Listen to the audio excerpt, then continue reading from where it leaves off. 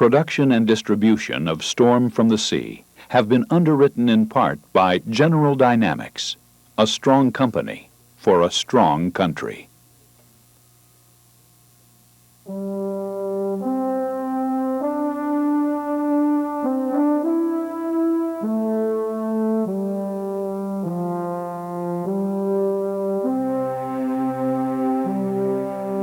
Once the Soviet threat started to decline, the question came up, well, what are we about?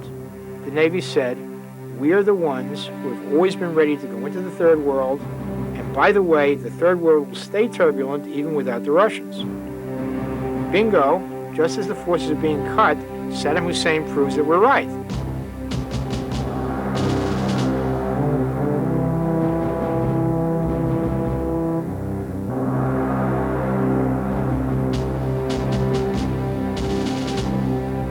We had the Iran-Iraq War, the Tanker War. We had a ceasefire. No treaty between Iran and Iraq, simply a ceasefire.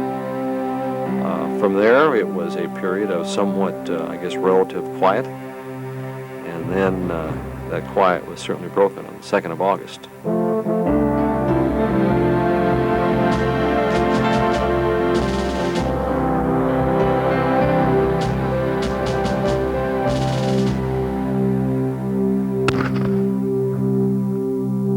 On August 2nd, 1990, the small Persian Gulf nation of Kuwait was overrun by the fourth largest army in the world, the seasoned Iraqi troops of Saddam Hussein. The United States strongly condemns the Iraqi military invasion of Kuwait.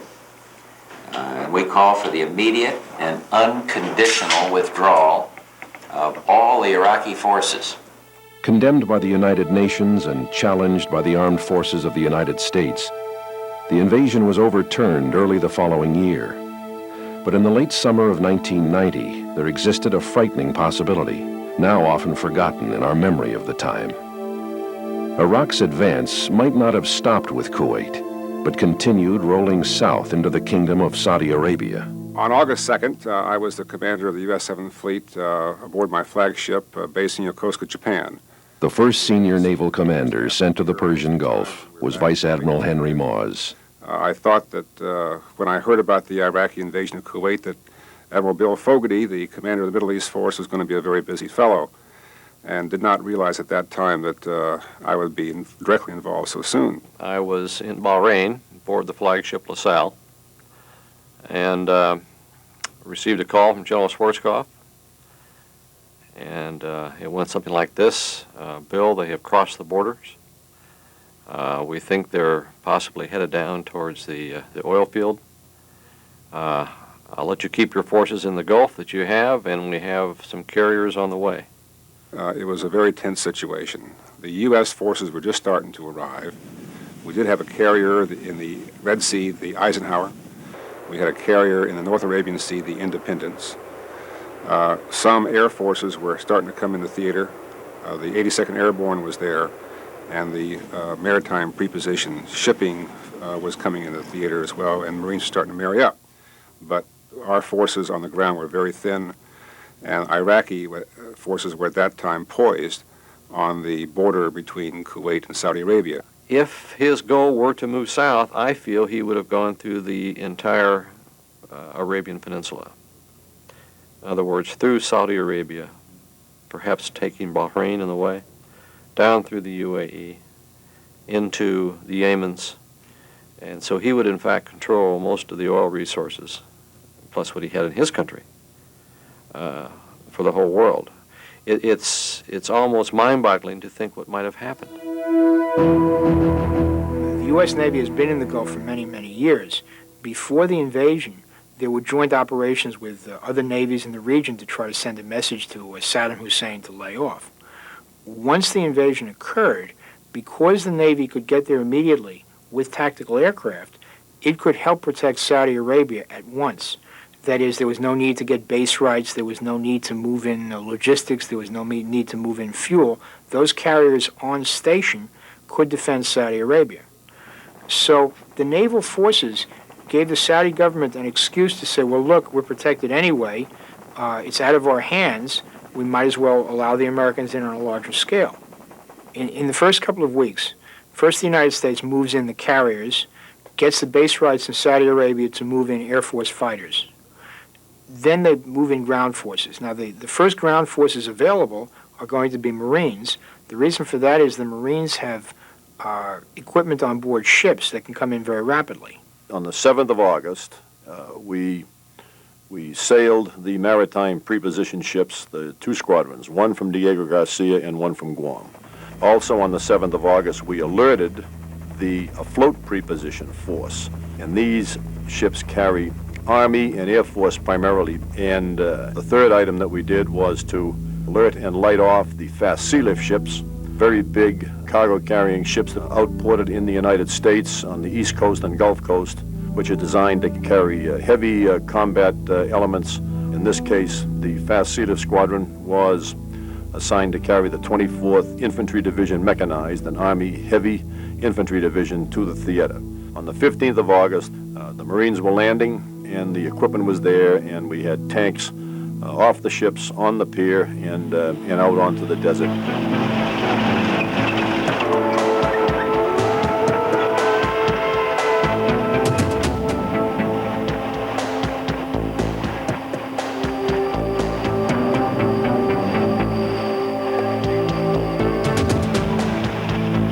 By September, more than 100 ships were involved in the sea lift for Operation Desert Shield.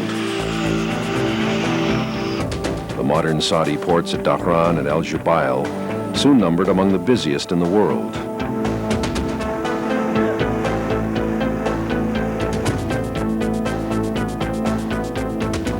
The Gulf War buildup produced the fastest and largest sea lift in history. 95% of what was needed to liberate Kuwait arrived by sea. More than 400 ships delivered 10 million tons of equipment and supplies to coalition forces. But nothing was more crucial than the first Marine and Army cargo to arrive in August. The Marine forces were arriving in the middle of August and then, of course, in greater numbers later on and marrying up with their prepositioned equipment. Because they had the sustainability and the heavier equipment, they were able to present the only credible ground force deterrent, really, that was in the theater for some time. As soon as the Marines arrived, married up, they moved out into the desert south of Kuwait and set up defensive positions. And they were really on the edge there and under great potential threat. The Marines on the ground, of course, they were really the first significant combat capability on the ground in Saudi Arabia. The 82nd Airborne had arrived before, but they were probably too light and the sustainability was a real issue. But the Marine Corps forces and the MPFS, once they arrived, they really were the force, we think, that could have delayed and defended in such a fashion as to allow a follow-on forces to execute a counterattack. Our defensive posture was primarily carrier air, and that's for the whole theater. We had wedges set up, assigned in advance to each of the carriers that were designed to permit the carrier air to fly into the LOCs, the lines of communication, that the Iraqi forces would have to come down south. And then the carrier air would be able to fly into those wedges and attrit the Iraqi forces as they came south. It was going to be a difficult proposition, but we thought we could slow their advance and perhaps keep them from coming all the way as far south as Jubail. My guess is that had he gone south, we would have fought a series of blocking operations. We probably would have ended up in Saudi Arabia, fairly far down the Gulf, trying to build a bridgehead for reinforcement and for a push back. It would have looked something like Korea in 1950.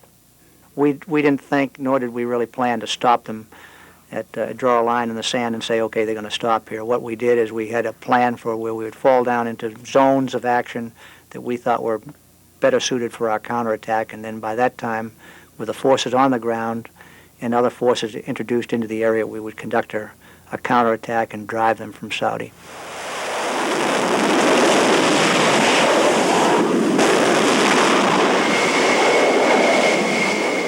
The other part of our operation, of course, involved air defense. The Persian Gulf countries were anxious about Iraq's intentions regarding them.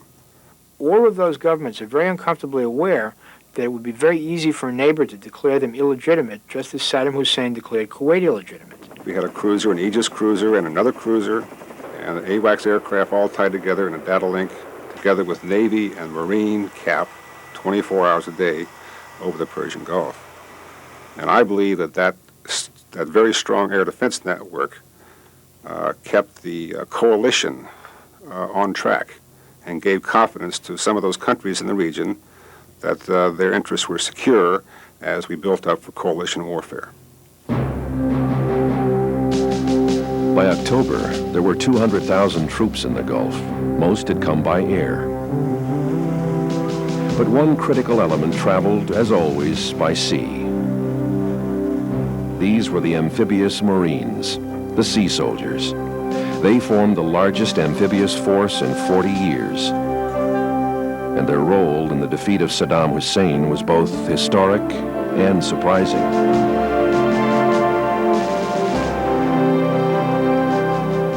We sailed straight through the Atlantic, across the Mediterranean, down through the Red Sea, and around into the North Arabian Sea, arriving on station around the 15th of September. We were joined at that time by the 13th Marine Expeditionary Unit, which had come in straight from the Western Pacific. It was a California-based unit. When the 13th MU arrived on station, then the size of the amphibious force at that time was around 10,500 Marines, roughly 40-some-odd helicopters, and 20 Harrier jets. We had at that time some 13 amphibious ships. Later became 18, later became 31. We were looking at potential landing sites along the northeastern Saudi Arabian coast, either to do an assault if required or to land in the rear of attacking Iraqi forces. As soon as the Marines were able to land, Saddam Hussein had a threat he had to face other than the threat on land that distracts him from having to plan to go on into Saudi Arabia. That distraction was probably quite important. It took him a while to fortify that coast, to fortify the border to the point where he could feel secure. Now we were in the position not only to be able to defend against an attack, but also to defend against an attack very close to the Saudi border and probably prevent the attack from striking very far south. And then finally we were in such strength that we could deter any attack at all into Saudi Arabia. The buildup in the Gulf was carried out by the Joint Central Command of General H. Norman Schwarzkopf. This team later planned and managed the Allied offensive. But in the early months, with ground and air units still arriving, CENTCOM depended heavily on naval forces.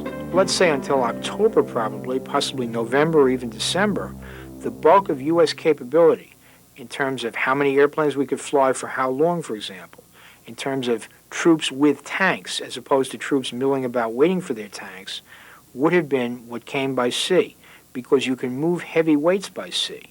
Can't move them any other way.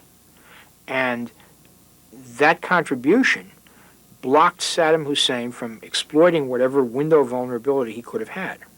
I thought beginning in early October and then into middle October, we were able increasingly to be able to take the offensive on a small scale at first, but at least we could go and do some offensive operations as well as just defend.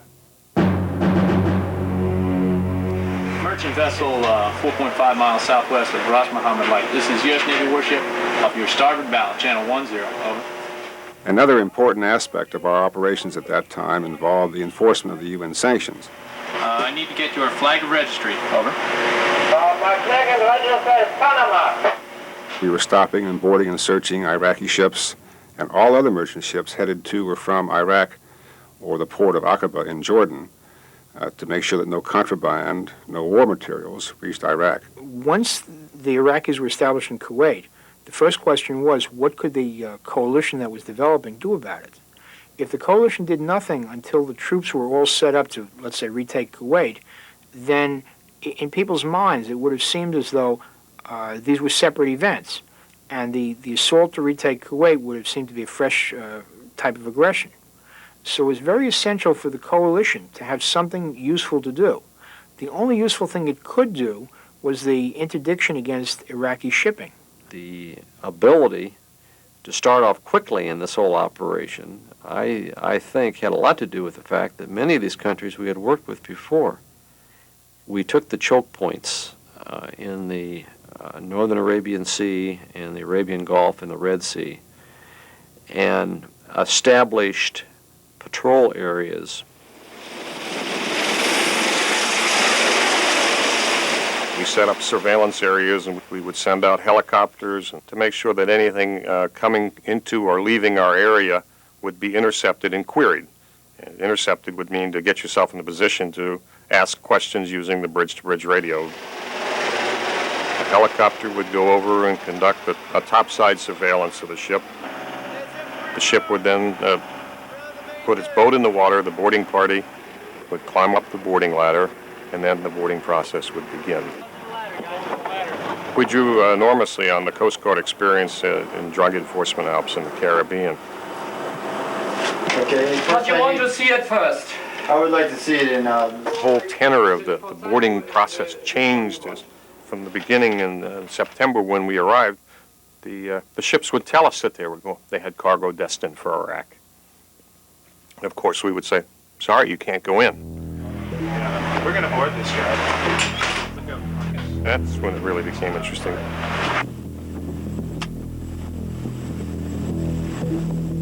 They started hiding containers. In other words, the manifests would list 250 containers. The load plan would show 250, and we do a nose count, there'd be 265. Oh, what are the other 15 containers? Well, those are empty. Well, which are the 15 empty containers, and where are they? And so it was a cat and mouse game. It really was. Some of those got really dicey because some of the ship's captains tried to outrun the intercept, refused to stop. The job of boarding these renegade ships went to Marine and Navy Special Operations teams. Dropping from helicopters, they seized control and searched for contraband, and often found it. We have found prohibited cargo on board the ship. It was an important function that the Navy, and kind of an unsung function that the Navy performed. It was a critical ingredient, I think, to bringing Iraq to its knees, right along with the bombing campaign.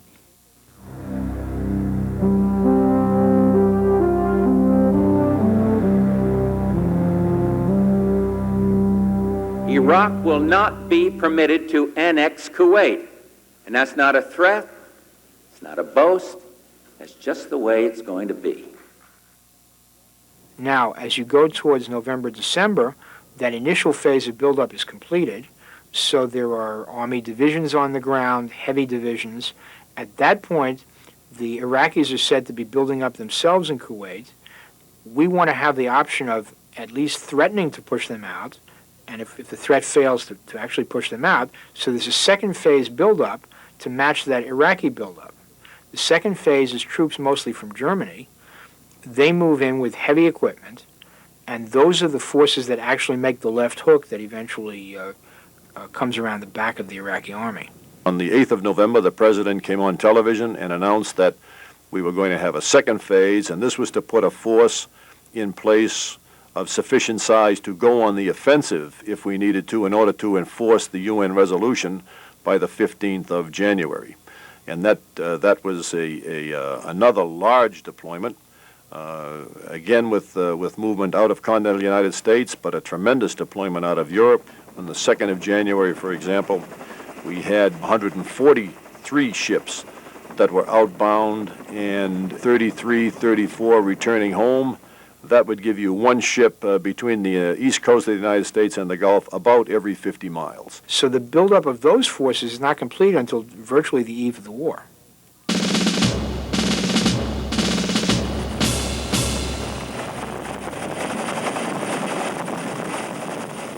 I'll never forget when the president visited us in Thanksgiving, which was a tremendous thrill for all of us. One of the women in the entourage looked all around and said, "This is all very interesting, but where do you live?"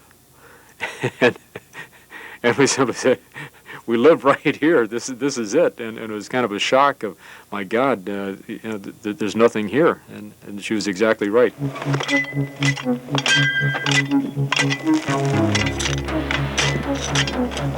From the time they started arriving in August, Marines occupied key tactical positions in the vast Saudi desert. Operating close to the Kuwait border and living in tents, they were a sharp northern edge of Allied defense. The furnace of desert summer soon gave way to winter, and 90,000 Marines watched for the approach of war. The day-to-day routine would be one of training, and first of all, in a defensive posture, the patrolling that would be accomplished with that, improving defensive position, and then with the decision that we were going to be going into the assault, then a change of focus, and that focus became one of how to breach the barriers, the minefields that we knew were ahead of us. The chemical threat was a real one, and we had read of his use of chemical weapons, and as far as we were concerned, that was not only a possibility, but a probability that we were going to face. In October of 1990, we began rotating company minus reinforced of about 150 to 200 Marines up to the Kuwait and Saudi border to initiate an 8 to 10 day training program with the Saudis, which has eventually expanded to include the Qatari forces as well. Put this in your shoulder. Put your hands up here. If you switch it to delay, all that does is it embeds itself in the ground and then it'll explode. But we were very careful, and this was based upon our experience as advisors with the Vietnamese, to ensure that this was a mutually supporting and a reciprocal training program. In other words, we believed quite firmly that there were certain subjects that we could learn from the Saudis and from the Qataris, primarily in the area of, let's say, for example, desert navigation, desert tactics, desert survival. I think we were very thankful for what we learned from the Arab coalition forces in that respect.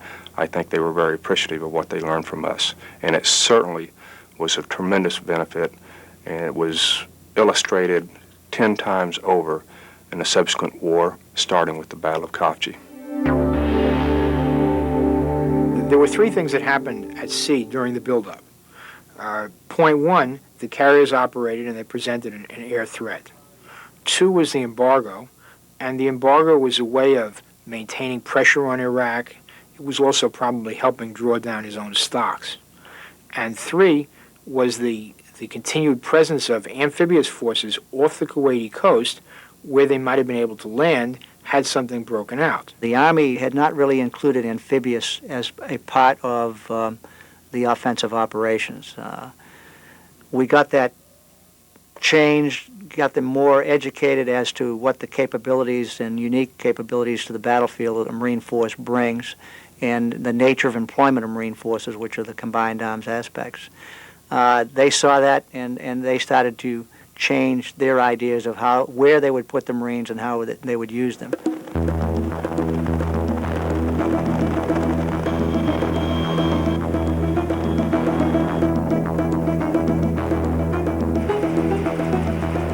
U.S. amphibious forces soon launched a series of progressively larger practice assaults along isolated beaches of the Saudi Peninsula.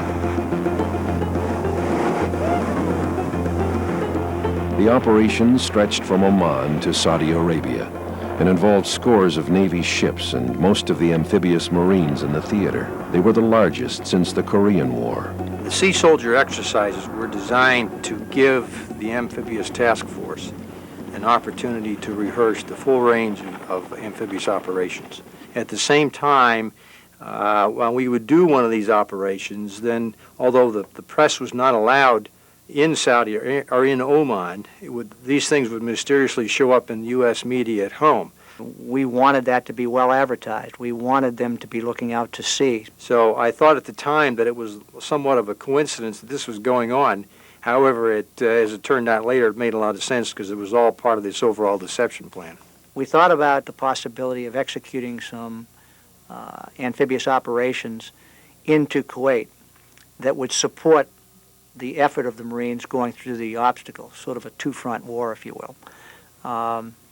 the more that intelligence became available, the more it became apparent that that probably was maybe a bridge too far. In other words, it was probably too many mines, it was too well defended and too built up. We had floating mines for years out there since the Iran-Iraq War. Once the war started and Iraq started laying more mines, we had more floating mines that were, because of the currents, being brought further to the south where the majority of our forces were. 4 U.S. ships worked with British and other coalition minesweepers to search for more than 1,000 Iraqi mines. Helicopter units were also part of the effort, which ranged across most of the northern Gulf.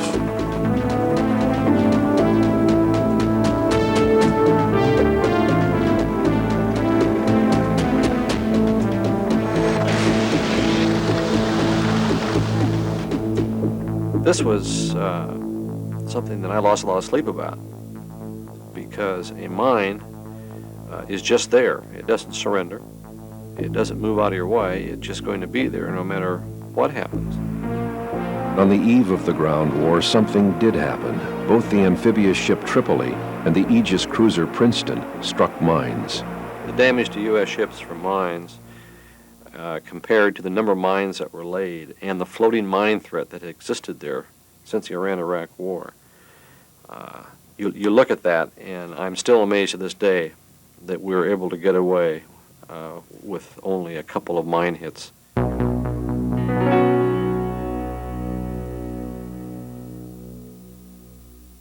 I think a lot of people expected a deal. I don't think there was any chance it would actually happen. The reason is that once Saddam Hussein had backed himself into that corner, once he had said that his prestige was on the line, he couldn't withdraw from Kuwait in good order, and we could not back down because of the enormous stakes involved in losing Kuwait. I don't think the coalition could back down. There was a lot of talk about some kind of deal. In fact, there was a newspaper story that a deal had actually been cut, but I don't think there was much chance of that at all. Regrettably, ladies and gentlemen, I heard nothing today that, in over 6 hours, I heard nothing that suggested to me any Iraqi flexibility whatsoever on complying with the United Nations Security Council resolutions. Saddam Hussein backing off would have been Saddam Hussein dead.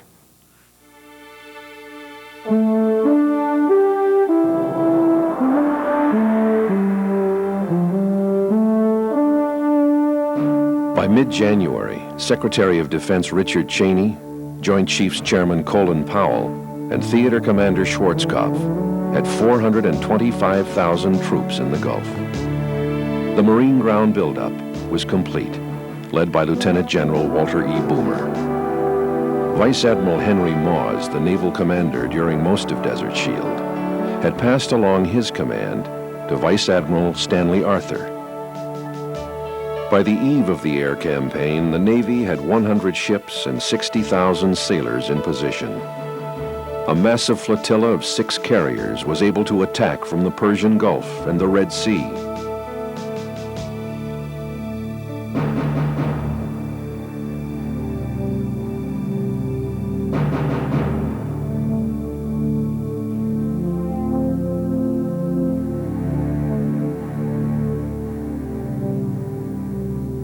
With the arrival of the new year, world attention focused on January 15th, the United Nations deadline for Iraq to leave Kuwait. And the Gulf warriors waited for the shield to become the storm. I think there was still an atmosphere in the war room that said, no, this isn't going to go, that there'll be some type of an accommodation made before we have to send our troops into harm's way. It kind of was exemplified by the Special Operations Group was getting ready to launch to take out the ground control intercept sites that the Iraqis had over the Saudi border. We felt it was key to knock them out before we sent our fixed-wing aircraft into Baghdad or into Iraq. And they called up a couple times to say, is it still a go? You know, is this war still, should we load up? We're about ready to load up and take off. And, you know, best we could tell them is, yeah, load up and go.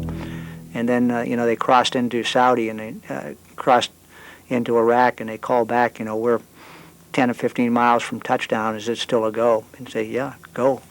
The stealth aircraft has some capabilities that at a certain point in the profile, we don't communicate with them. They wanted to make sure that this thing was still a go before he went into that profile. In the Navy, it was likewise. The TLAM missiles were on the rails, so to speak, ready to be launched. And the N3 had called up and said, is this still a go? I'm ready to launch the TLAMs, because everything was synchronized to go off at different times, so that when we reached that point where you couldn't turn around, everybody knew when that point was, because obviously when you shoot a TLAM, it's gone. And when that stealth aircraft reaches a profile, it's gone. And when these kids pull the triggers on the Hellfire missiles in the special operations helicopters, then the war was joined.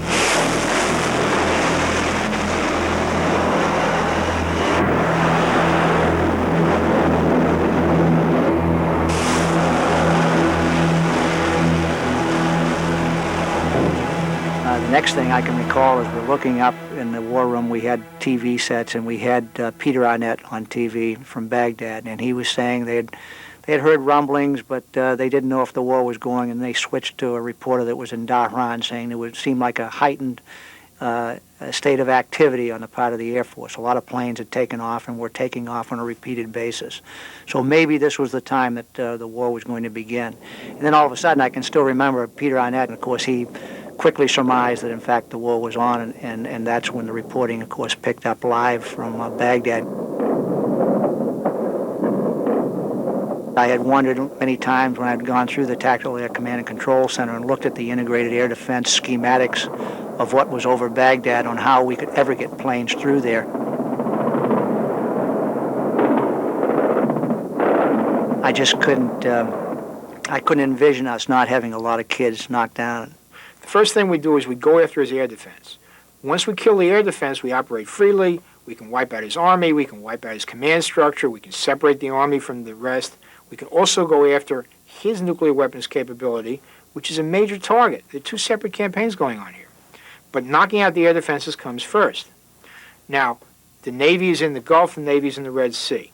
It has aircraft. It also has Tomahawks. Those are cruise missiles that can be preset. The Tomahawks go in. They hit a lot of his radars on both sides. Destroying those radars makes it very difficult for him even to be aware of what's happening. The radars feed into air defense centers. The air defense centers are also hit. They're hit by a mixture of Navy aircraft and Air Force aircraft. Now, he's still got missiles. The missiles have to be suppressed. It's called suppression of enemy air defense. A lot of that's done by Navy and Marine aircraft, because those aircraft are better equipped for the job than almost anything else. The strike package would launch from the carrier, rendezvous with Air Force tankers almost every event, usually about 45 minutes after takeoff. We'd top all the aircraft off with fuel and then push off to pre-assigned points to cover the strike package going in. Usually the fighter F-14s would sweep ahead of the package to make sure there was nothing in front, clear the area, and then take a blocking position, typically north of the targets. The strikers would come in, supported by the prowler jamming, roll in, attack the target, and begin their egress. We had HARM missiles typically on our EA-6Bs, and we also sometimes put them on our F-18s if we thought there was a significant threat in the target area. But the strike aircraft would ingress, we found typically at medium altitude, somewhere in the 20,000 or above area, was above just about all the AAA. Gave us a pretty good trade-off with missile avoidance, too. Once those missiles are gone, then all aircraft bombing Iraq can fly in at relatively high altitude. They're not subject to being chopped away by anti-aircraft guns. The ones that come in low do get shot up badly, almost like Vietnam. The reason the air losses are so small is that higher altitude is very safe. The next thing, we started to get reports back that the planes were returning to base, and slowly the picture gelled that we hadn't suffered losses, that in fact these aircraft were coming back. And as the morning rolled on, we had all of these, we kept asking, are these right? How many planes down, how many this? And none, zero, zero, zero, zero. It was unbelievable. And at the end of that first campaign, we had no losses.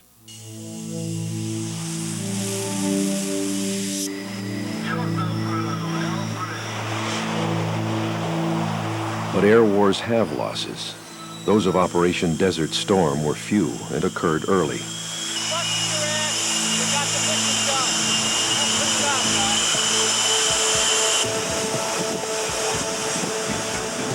For 6 weeks, Navy and Marine pilots flew nearly 30,000 sorties, a third of the total U.S. missions. Navy aircraft also shot down 2 Iraqi MiGs. And for most of the air campaign, 4 carriers in the Persian Gulf and 2 in the Red Sea operated around the clock, launching their planes up to 700 miles to reach some targets.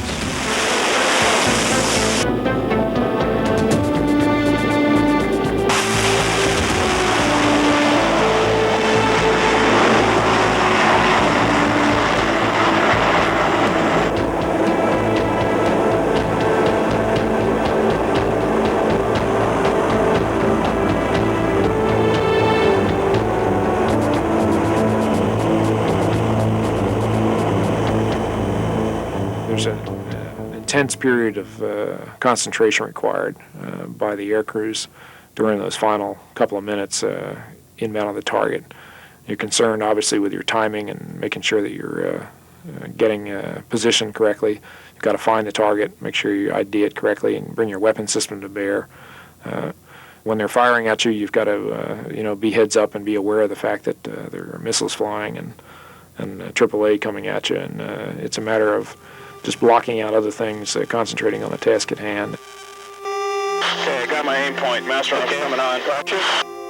In attack. Roger. 7 miles. Yeah, that is the target. Roger. Just press it. Hang with it. Roger. Arms away. Roger. Who's off? Good drop. Bullseye. Right through one of them. All right. This is a humongous. Can't hang on it, hold it. Okay, I'm tracking something out. Boom, bullseye. Boom. Right in the middle. Oh, it's on fire. Man, look at that thing burn. Oh, strung them right through there. Direct hit with the first bomb. Roger, 2 explosions. Other bombs going off. AAA there, AAA there. Roger. Got a high AAA tonight, watch it. Okay, we're up 24,000 feet now, level them. Okay. AAA's below us, but not by much.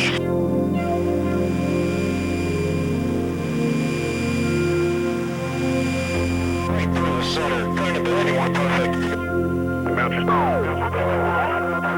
Good to get back for it. Kill. MiG-21. That's a MiG-21. Yep, that's confirmed. Fox 2. We fired something like 213 Tomahawk missiles from the Persian Gulf. The large proportion of those missiles were fired during the first week of the war. A very intense period. The Tomahawks were a very important part of the initial early campaign to dominate the war zone and establish air superiority.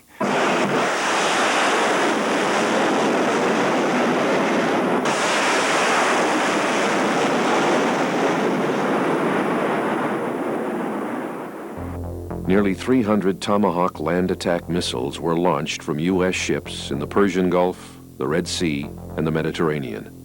It was the first use of cruise missiles in combat, and they quickly earned a reputation as one of the most effective weapons of the Gulf War or any war. They were so accurate that Allied planners ran out of Tomahawk targets. Their warfighting capacity was interdicted by the first wave of air attacks and the air campaign, of which the Tomahawk missile firings were a very important and integral part. The intensity fell off after the first week or so, in that most of the targets that were designated as Tomahawk targets were in fact neutralized. The opening moments of the air war on January 17th had Navy cruise missiles leading the first wave of attacks on Iraq. 16 surface ships launched Tomahawks. They were also fired from 2 attack submarines. A clear warning of their use next time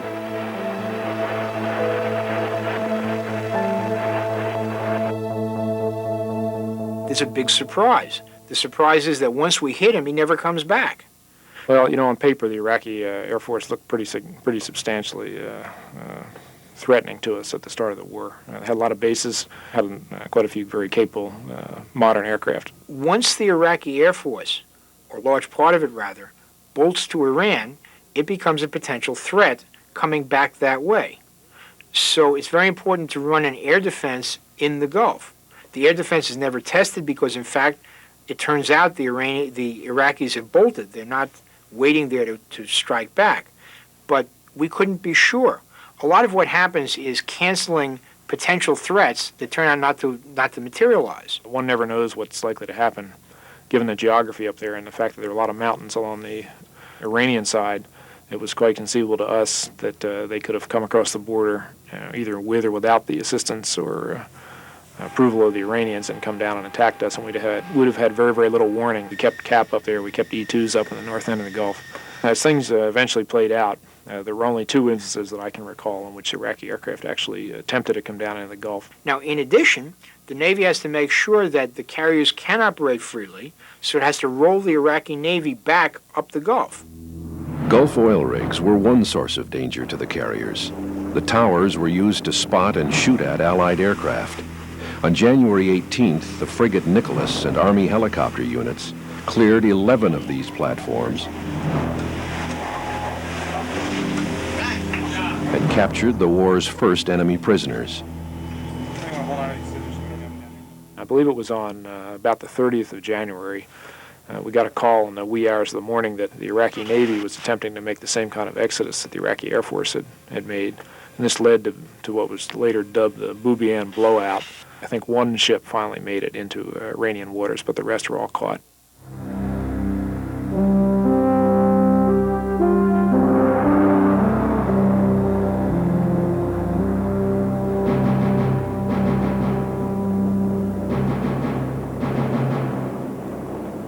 Ground war really started before the big offensive. It started in this small Saudi town called Khafji.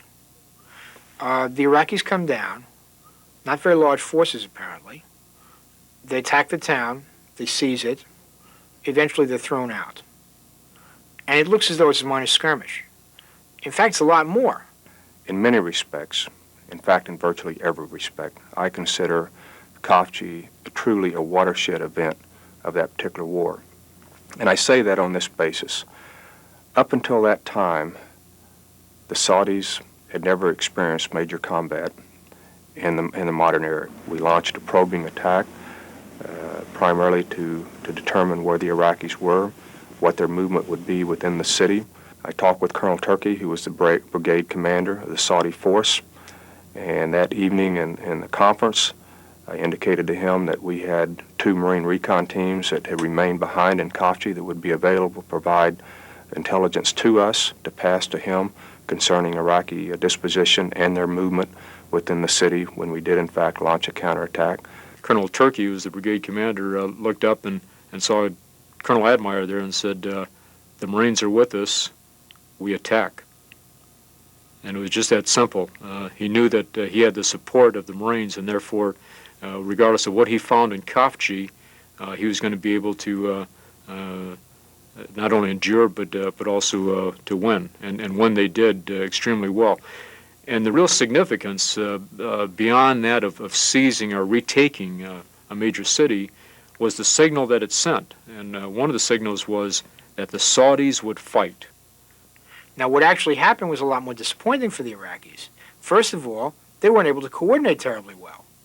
That was partly because the Marines shot back, which was not in their plan. They had a naval operation that may have gone with Khafji. That was disrupted because helicopters in the Gulf sank their ships before they could land. The Marines were able to keep people in Khafji calling in air support, Marine air support mostly, and that was quite effective. What happened was that the Iraqi column coming in was stalled. The tanks left going north. They were chopped up by air. The Iraqis who were in Khafji were eventually thrown out. I thought that the Saudi and the Qatari forces performed superbly. I mean, it was amazing, literally amazing to see the transition, the transformation that took place within those few hours.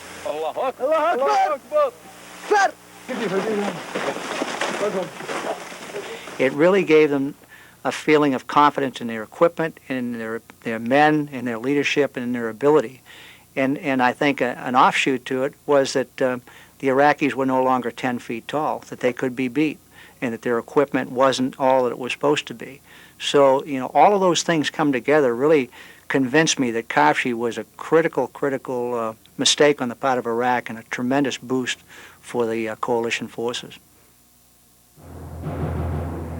Kafji and the Gulf War marked the ironic final performance of the modern battleship. Besides shooting Tomahawk missiles, the dreadnoughts Missouri and Wisconsin used remotely piloted aircraft to spot distant coastal targets and deliver 2 million pounds of devastating ordnance. I am the patrolling station. Can you tell them to relay that to the gunnery officer up there? Target line 291.7.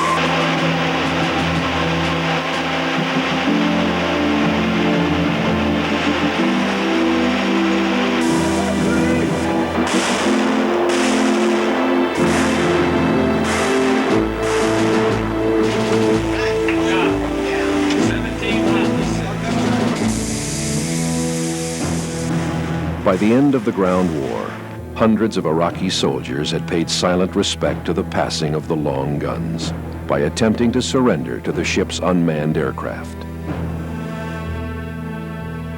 Now, the carriers move up as Iraqi naval opposition is destroyed. Eventually, the carriers operate quite close to the northern Gulf. Now, that puts them very close to places like Basra, which are major centers of the Iraqi army, which is controlling Kuwait. They hit those places. In the Red Sea, they have to fly a long way, but they're very close to Baghdad when they come out of the Red Sea. Furthermore, a lot of the Iraqi air defense isn't directed there. He never expects a naval air threat. He's worried about people flying over the Saudi border. And the last phase for us was the ground campaign, which we moved closer, all the carriers moved closer again to the targets. And by the end of the war, we're just under 200 miles from Kuwait City.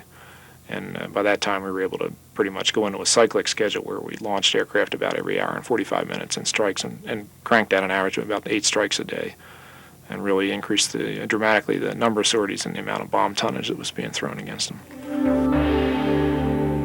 When the ground war starts, there are 2 major U.S. forces. One is on the left. That's a big Army heavy armor force. That's going to make the left hook. The other is on the right. That's a large Marine force, 2 divisions strong, and that's going to push up from the south. And in fact, what you're looking at is a pincer operation, where the 2 come together in Kuwait City and squash the Iraqi army. I can tell you I was really concerned about the Marine Corps because we had probably the toughest nut to crack because we were going almost right up against the enemy's strength, which, you know, we teach our young kids you try to put strength against weakness, not strength against strength. See, the left flank is away from most Iraqi defenses. They haven't bothered with the border between Iraq and Saudi Arabia. So although there's some border obstruction that has to be cleared, there isn't that much. The Marines and the Arab allies near the Marines face much stronger obstructions. They have to smash through them. That requires a lot of preparation before the war actually starts. The deadline for Saddam to make his decision was noon Eastern Standard Time. That translated to 8 p.m. or 2000 our time. And because of that, and because of the fact that we were moving forward to get ready to kick off the attack and had to actually get into Kuwait because that's where it's about 20 kilometers into Kuwait was the first obstacle. And our concept was to infiltrate 2 regiments. Marines start going across the border and they dig in on the Iraqi side about 24 hours before the offensive begins so that lanes are open for those troops to get across. But the guidance was that we should not do anything irreversible, meaning that we would find ourselves decisively engaged, etc., in case at 1 minute before the deadline, Saddam suddenly said, okay, I'm out of here, you know, don't start anything. So it was a tricky situation. On the night of the 22nd, we actually crossed the border into Kuwait at night. remained undetected throughout the entire next day, which somewhat surprised us because we fully expected that once we were in Kuwait that the Iraqis would attack us. But I think we surprised them. We were able to hide from them, even in the desert. And then the night of the 23rd, we actually infiltrated across the first barrier, the first obstacle, the minefields, the tank traps, the barbed wire. And we did that primarily on foot. We did a great deal of time on our hands and knees, the old-fashioned, the old-style way with bayonets probing for mines. And we actually crossed the barrier at about 0300 on the 24th, about 3 hours before the main assault was to commence. Their response or their report to us that all was well and that did not appear to be a problem further provided a reinforcement or a confirmation, if you will, that our plan was good and that it looked as if we were going to at least have initial success. The other two task forces, the main assault, knowing that we could do it on foot with no mechanical assets, no tanks, no armored personnel carriers, no breaching or explosive devices, they were quite confident that they could in fact then breach. We expected the worst, and our concern was that we would get caught between the two minefields, and in that position then become targets for his artillery, and he had a great deal of it and had a pretty good reputation. But in addition to that, of course, the thought of chemical weapons, and either or both of those would certainly have produced casualties, would have made it very, very difficult for us. So with that in mind, our objective was to get through that zone or that particular area between the minefields as quickly as possible.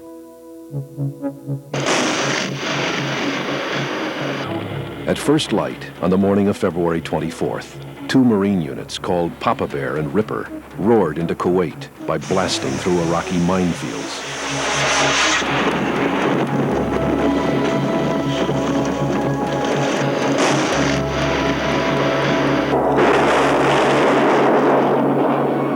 Under a protective blanket of Marine air cover, rocket and artillery fire raked enemy positions.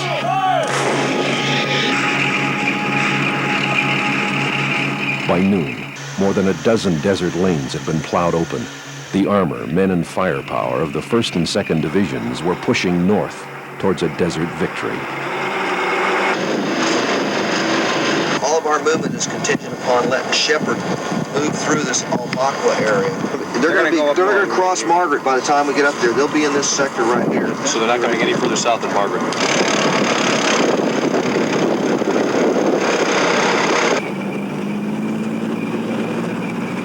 They were so far ahead of their time schedule. About 12 hours into the battle, General Schwarzkopf actually was talking to General Boomer, and he just said, you've become the main effort. Your troops have been magnificent in breaking through the barriers. So at the end of the first day, we had achieved some significant successes in being able to negotiate both of those minefields, the same with the 2nd Division that had been able to punch through very, very quickly. So we were basically side by side, and the plan was going very well. The only complication, quite frankly, was the large number of enemy prisoners of war, or EPWs. It reached a point where we really stopped counting them. We would just collect them, and then we would pass them on to the prisoner of war collection battalions.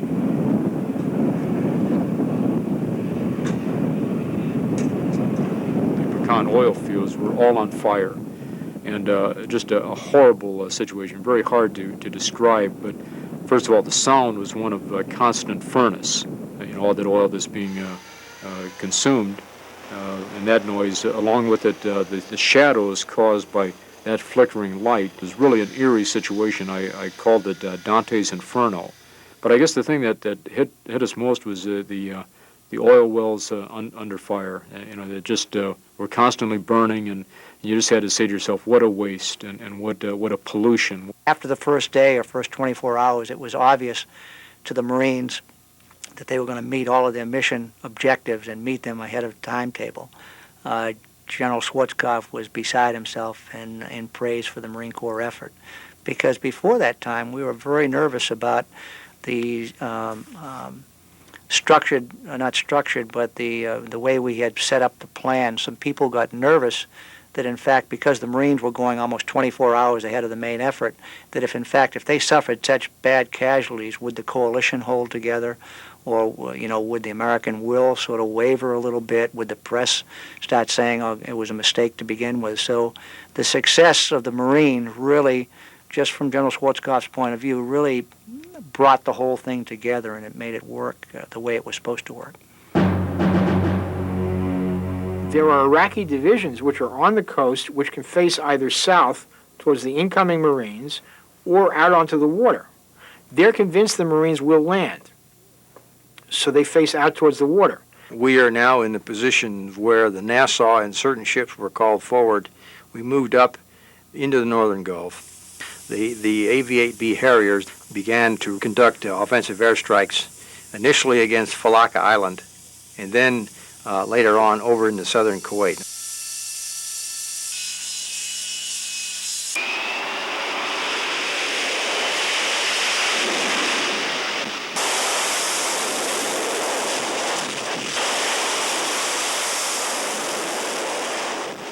The Harriers continued to fly for 4 days prior to the start of the ground war, and then flew for all four days during the actual ground war itself, to when hostilities were actually concluded.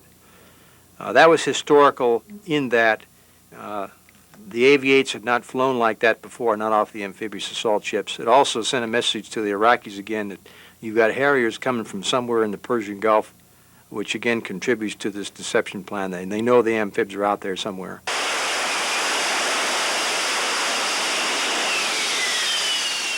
The amphibious forces, of course, we fully expected would land, and we were prepared to do a link-up with them if that, in fact, would take place, and they would provide a tremendous relief for us if, in fact, we were running into difficulties, and vice versa. They had become fixed on the potential of an amphibious assault. I think one excellent example of this is the terrain model that was found in Kuwait City, which shows the arrow coming out of the Persian Gulf, which in effect they thought would be the amphibious assault. Third day of the ground war, the general retreat started to the north. But by the time they had shifted their focus in terms of away from the potential amphibious assault to trying to get out of town, the only way they could do that was to go back through Kuwait City and out to the west and then north.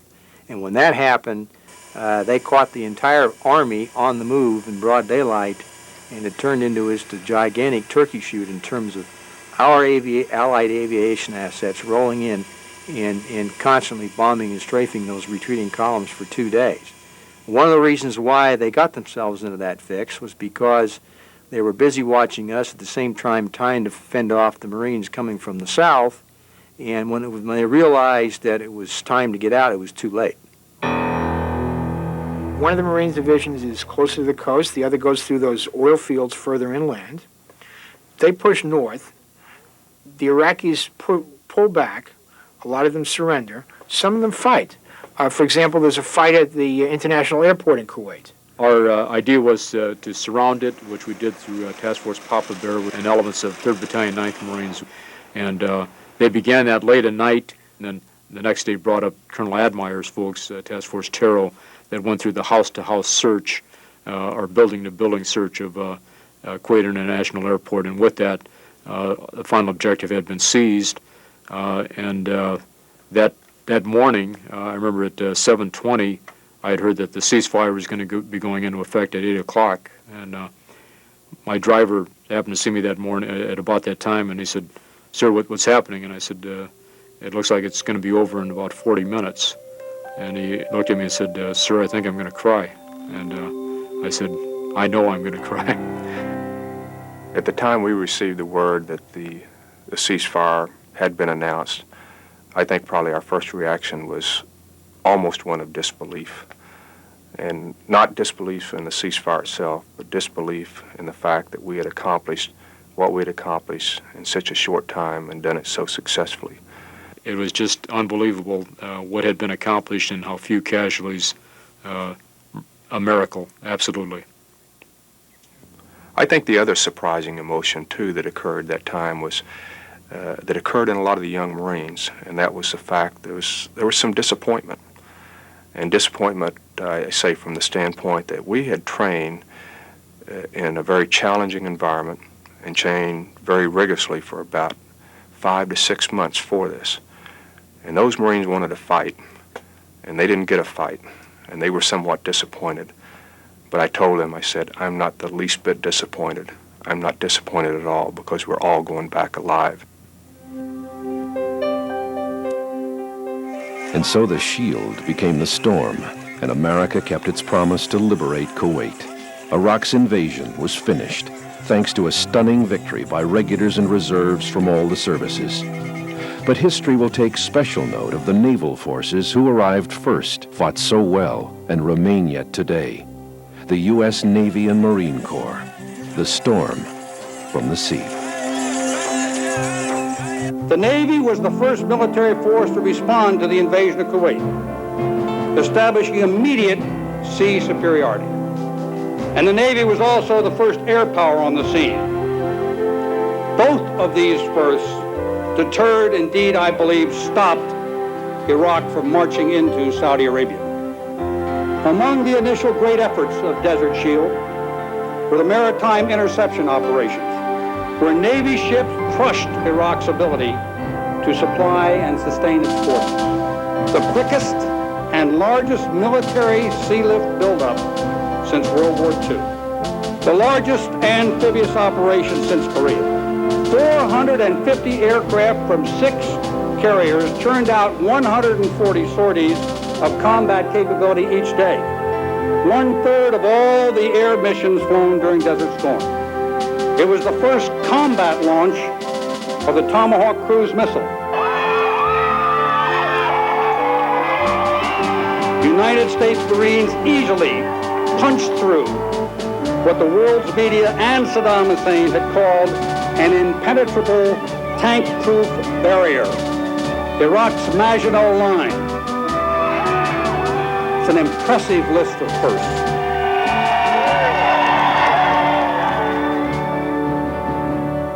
Looking at this Southwest Asia, Kuwait, Iraq scenario, it's not clear that too many lessons should be drawn from that and applied elsewhere in the world. You're not going to find too many other countries like Saudi Arabia who have 32 major airfields available and essentially empty, waiting for reinforcements. Nor will you find those port facilities. Nor will you find a country providing fuel to the forces. So what are we left with? We're left with the ability to operate by ourselves. Incidentally, because we can operate by ourselves, others may open up to us. Well, that means that sovereign U.S. territory matters. But there isn't a whole lot of that where the Third World is. The only sovereign U.S. territory is on board U.S. ships. It may be that in future crises around the world, naval forces would be the predominant force, particularly in the early days. And certainly for a small localized crisis, we would probably be adequate to the task.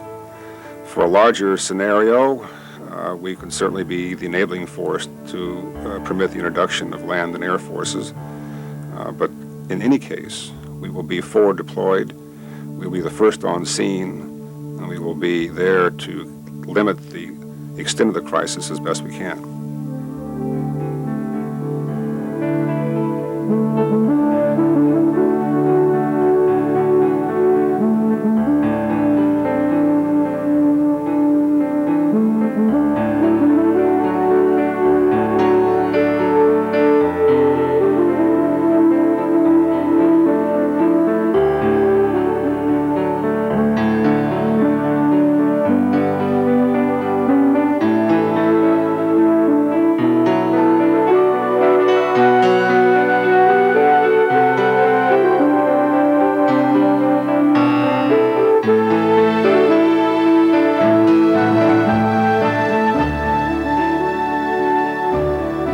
The U.S. Naval Institute was established in 1873 as a membership society for sea service professionals and others with an interest in sea power.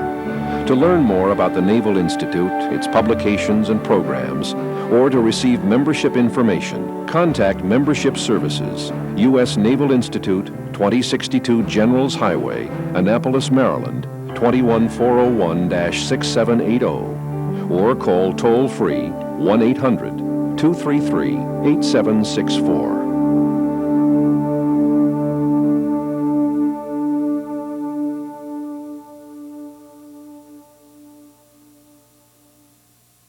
Production and distribution of Storm from the Sea have been underwritten in part by General Dynamics, a strong company for a strong country.